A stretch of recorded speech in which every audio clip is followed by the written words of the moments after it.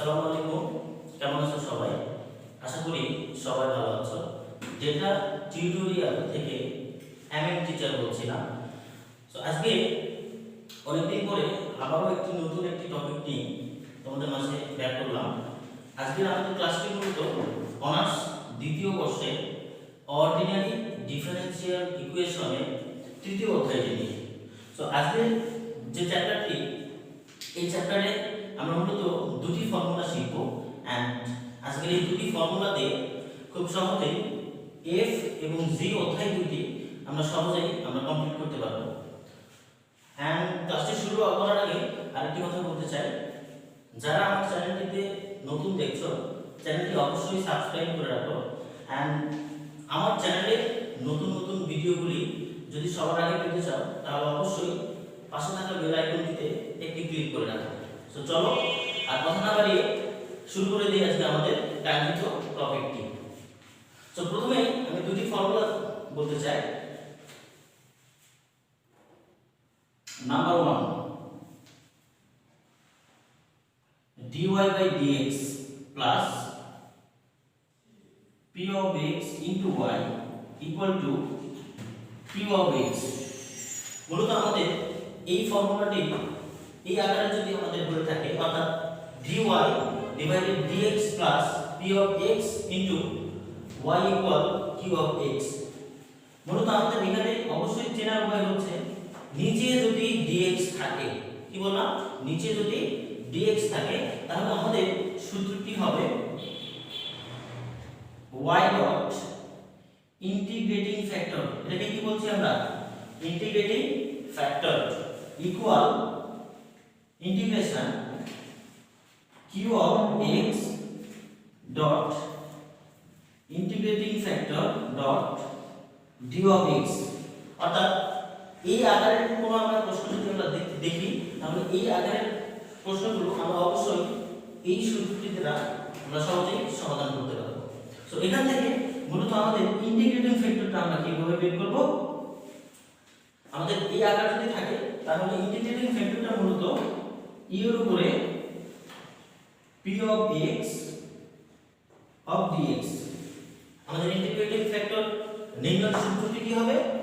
e to the power integration p of x into dx। অর্থাৎ নিচে যদি dx থাকে তাহলে অবশ্যই আমরা x এর সাপেক্ষে ইন্টিগ্রেশনগুলো আমরা কমপ্লিট করব। তাহলে আমরা কি বললাম? নিচে যদি dx থাকে তাহলে অবশ্যই আমরা x এর সাপেক্ষে ইন্টিগ্রেশনগুলো কমপ্লিট করব। সো এবার আসো, এখানে একটা জায়গাতে প্রবলেম হতে পারে p of x, q of x এবং p of x। আসলে এই জিনিসগুলো আসলে কি? মূলত x এর যে ফাংশনগুলো রয়েছে সেগুলো হবে q of x এবং x এর যে ফাংশনগুলো সেগুলো হবে p of x। আসো আমরা আরেকটি আবার দেখি, যদি dx divided dy plus p of y into x equal to q of y। অর্থাৎ নিচে যদি আমাদের d of y এই আকার থাকে তাহলে এই জায়গা থেকে আমাদের সূত্রটি হবে মূলত x into integrating factor equal integration q of y into integrating factor dot d of y। অর্থাৎ নিচে যদি আমাদের d of y থাকে তাহলে আমরা y এর সাপেক্ষে ইন্টিগ্রেশন করব, এন্ড নিচে যদি আমাদের dx থাকে তাহলে আমরা x এর সাপেক্ষে অন্তরীকরণ করব। তাহলে এই দুই নম্বর ফর্মুলার জন্য আসলে আমাদের ইন্টিগ্রেটিং ফ্যাক্টরের সূত্রটি কেমন হবে একটু আমরা দেখি। Integrating factor equal e to the power integration p of y into dy। অর্থাৎ dx divided dy, বারবার বলছি একটা কথা, আমরা আমাদের মেইন ফোকাসটি থাকবে আসলে মূলত এখানে। অর্থাৎ এই যে dy by dx and dx by dy, অর্থাৎ dy by dx আকারে থাকে আমরা এই ফর্মুলা যদি আমরা ফলো করব, and dx by dy থাকলে আমরা এই ফর্মুলা যদি ফলো করব। তো চলো আজকে আমরা মূলত এই দুটি ফর্মুলা নিয়ে দুইটি আমরা एग्जांपल সমাধান করে দেখব।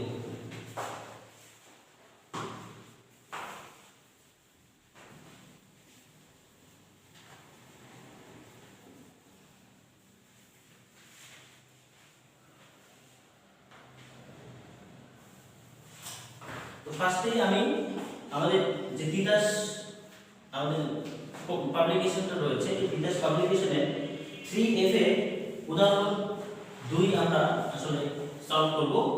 एग्जांपल 2 আমাদের ম্যাথটা হচ্ছে cos square dy by dx plus y equal to tan x। অর্থাৎ এখানে আমরা দেখতে পাচ্ছি dy by dx আছে, কিন্তু আমাদের ফর্মুলাটা কি ছিল? dy by dx plus p of x into y equal to q of x। অর্থাৎ dy ডিভাইডেড dx এর সঙ্গে কিন্তু কোন ফাংশন আমরা রাখিনি। সো আমরা দেখতে পাচ্ছি এখানে dy by dx এর সঙ্গে একটা cos স্কয়ার x রয়েছে। সো এটাকে আমরা যেভাবেই হোক আমরা এটাকে কি করব? ভ্যানিশ করে দেব। সো আসো আমাদের ফার্স্ট কাজ হবে উভয় পক্ষকে এই cos স্কয়ারটা আউট করার জন্য cos স্কয়ার দ্বারা ভাগ করতে হবে। তাহলে cos square x dy by dx plus y divided cos square x equal tan x divided cos square x। তাহলে অটোমেটিক্যালি কি হয়ে যাবে? এই cos স্কয়ারটি কেটে যাবে। তাহলে এখানে আমাদের থাকবে কি? dy by dx প্লাস এখানে আমরা লিখতে পারি 1 divided cos square x into y equal 1 divided cos square x into tan x। আবারও সমাধান করতে হবে dy by dx plus 1 by cos square x মানে কি?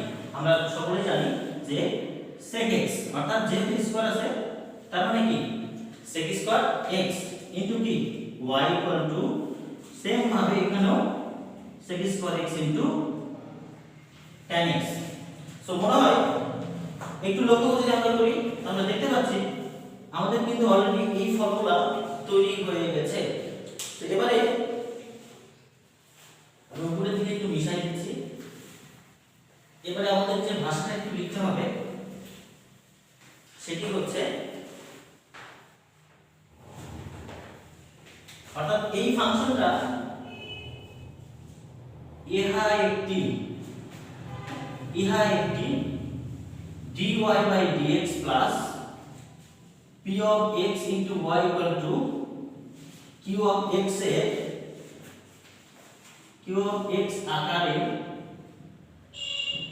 আকারে এক ক্রমের অন্তরক সমীকরণ যেখানে p of x equal x এর ফাংশন কোনটা? sec square x। তার মানে sec square x q of x equal to কি হবে? sec square x into tan x। আশা করি সবাই বুঝতে পারছি। তো এবার আমাদের যে মেইন সূত্রটি রয়েছে সেটি হচ্ছে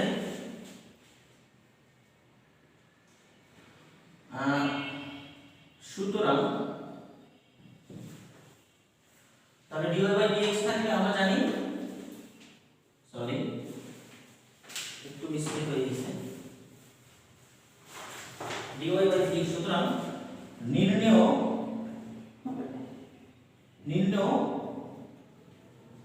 সাধারণ সমাধান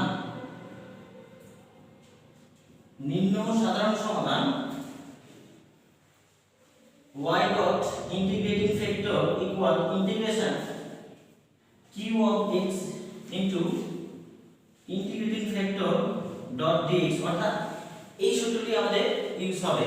তো এখান থেকে আমাদেরকে ফার্স্টেই ইন্টিগ্রেটিং ফ্যাক্টরটি বের করে নিতে হবে, অর্থাৎ a এর উপরে inverse e to the power integration p of x dx, অর্থাৎ ইন্টিগ্রেশন, তাহলে আমরা দেখতে পাচ্ছি p of x equal two কি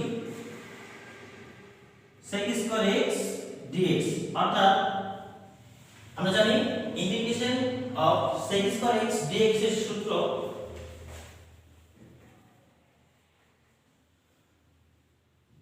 tan x। এই হচ্ছে আমাদের ইন্টিগ্রেটিং ফ্যাক্টর। এবার আসো আমাদের যে মেইন যে নির্ণয় সাধারণ সমাধান বের করতে হবে, এখানে আমরা আসলে ইন্টিগ্রেটিং ফ্যাক্টরটা বসাই দেব। ইন্টিগ্রেটিং ফ্যাক্টর কি ছিল?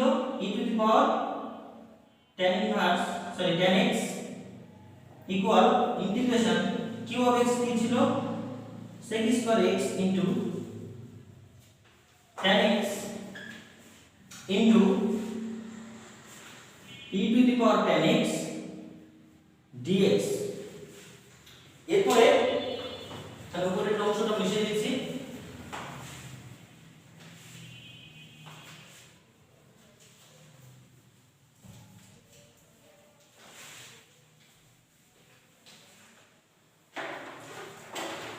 আমরা একটা কাজ করতে পারি, এখানে এই tan x equal two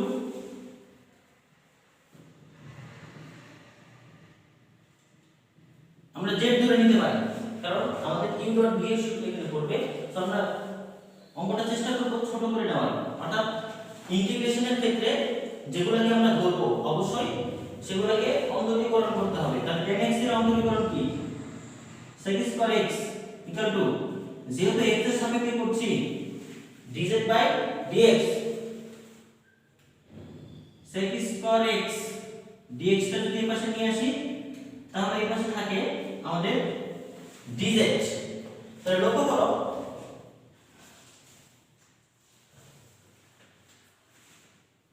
y dot e to the power z equal integration, আমি যদি একটু সাজাই লিখি tan x into e to the power tan x into sec square x dx। আমরা একটু পরে মানটা বসাই দিব। এবার আমরা যেহেতু tan x z ধরে নিয়েছি সেহেতু আমরা মানটা বসাই দেব। তাহলে tan x এর পরিবর্তে আমরা কি ধরেছি z e to the power z into, অর্থাৎ sec স্কয়ার dx এর আমরা কি বের করলাম dz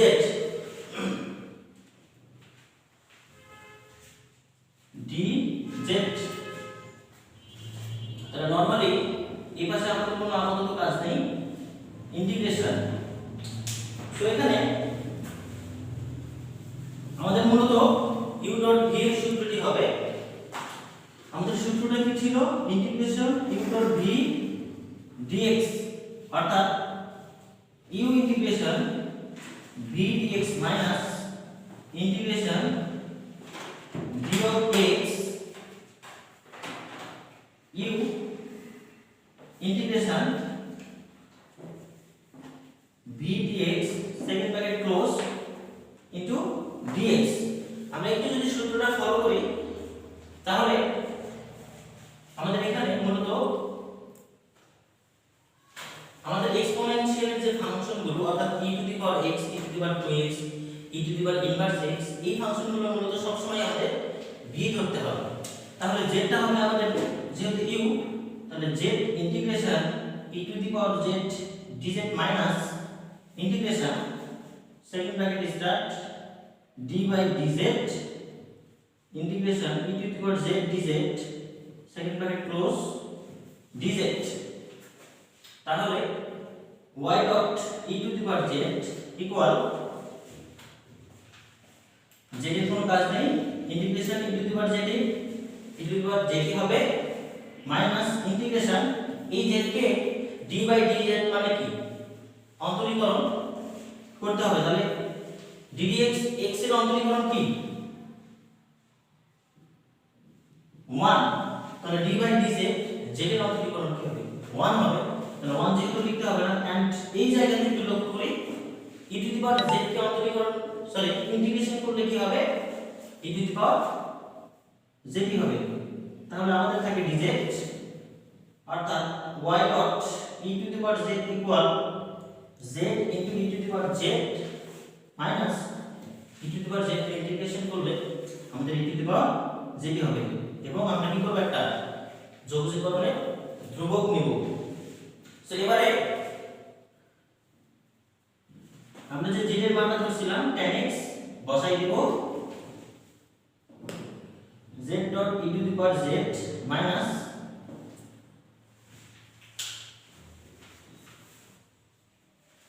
জাস্ট মানটা আমরা বসাই দিলে আমাদের সমাধান হয়ে যাবে tan x into e to the power tan x minus plus হচ্ছে c এবার আমরা যদি y টি রেখে এই e to the power tan x কে পার করে দেই তাহলে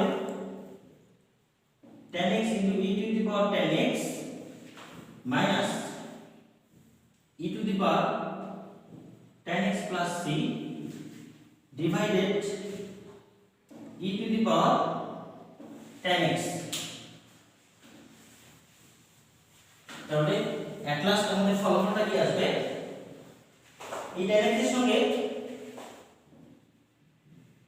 e to the power tan x into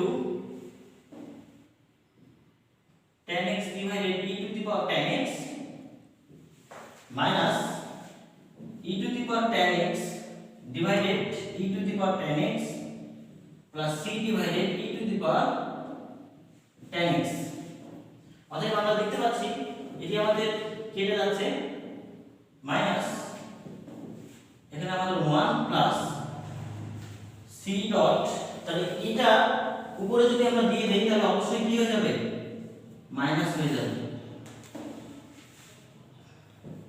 এই ছিল আমাদের ফার্স্ট ফর্মুলার যে ব্যাংকটি আশা করি সবাই আমরা এই ব্যাংকটি বুঝতে পেরেছি চলো আমাদের সেকেন্ড যে ফর্মুলাটি ছিল একই ওয়েতে আমরা এবং f এবং g অধ্যায়ে যে কোনো ম্যাথ আমরা এই দুইটি ফর্মুলা দিয়ে আমরা খুব সহজেই আমরা এই দুইটা অধ্যায় কমপ্লিট করতে পারবো সো আশা করি এই ফার্স্ট ফর্মুলার যে ম্যাথটি ছিল এটা সবাই আমরা বুঝতে পেরেছি এন্ড ভিডিওটি কেমন লাগলো অবশ্যই কমেন্ট বক্সে জানাবেন এন্ড আজকে এই পর্যন্তই ভালো থাকবেন সবাই সবার প্রতি শুভকামনা রইল আল্লাহ হাফেজ